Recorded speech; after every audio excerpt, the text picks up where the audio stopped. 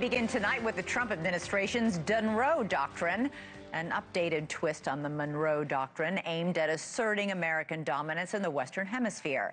As the dust settles in Venezuela, President Trump has already begun floating his next targets: Cuba, Colombia, Mexico, and most notably today, Greenland. Critics say it is a shift from America first, but the White House says nothing's changed. This strategy is all about prioritizing our national interests on the world stage. They say it's a strategy built on peace through strength. Now, it's tempting to read this as mere saber-rattling, designed to squeeze the maximum geopolitical juice out of the Maduro exfiltration. What better time to extract concessions and compliance from other foreign countries? But the Republican leader in the Senate says the president is not bluffing. I think the president has demonstrated, at least already, a very strong commitment to peace through strength, and especially in this hemisphere. And I think Venezuela delivered or got that message loudly and clearly. And I think other countries in this hemisphere who are cooperating with narco-terrorists or in league with China and Russia and Iran and countries like that need to be on notice. And so I think the president's, this is not idle threats. We're already seeing an escalating response from those world leaders a day after taunting President Trump to, quote, "come and get me." Colombian President Gustavo Petro today posted, quote, "The title that Trump assigns me as an outlaw of the drug trade is a reflection of his senile brain.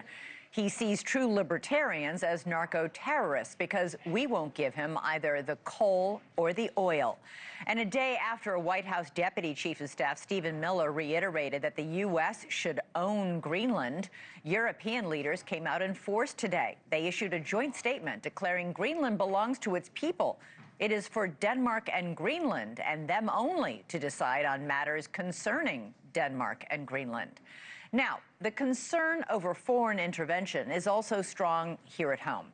A new poll shows that 72% of Americans are worried about becoming too involved in Venezuela.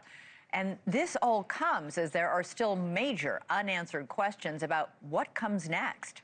How involved will the U.S. actually be in running Venezuela? And how exactly are we going to rebuild that country's oil industry? Something analysts say will take tens of billions of dollars and 10 years.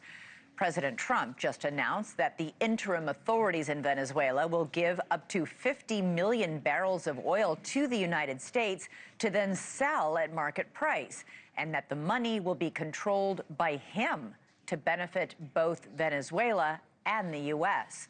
But Republican Senator Lindsey Graham told NewsNation today that rebuilding the oil industry in Venezuela is going to cost American taxpayers. I think Venezuela will be a good investment for the American people to build up the infrastructure to create a relationship where the oil produced in Venezuela could be helpful to the American economy. You got to spend money to make money. So American taxpayers are spending the money. The question is, how will they then make the money? Thank you for watching. Subscribe below and download our NewsNation app right now on your phone, and you will get fact-based, unbiased news for all Americans.